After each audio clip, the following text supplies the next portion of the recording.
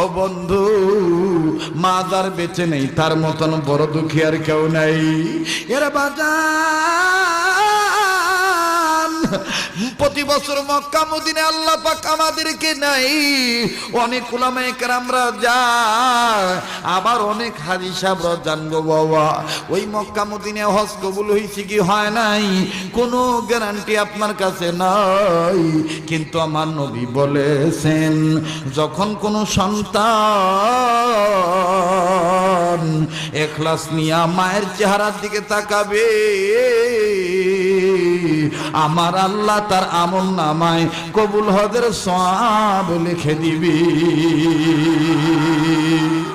এরে বন্ধু,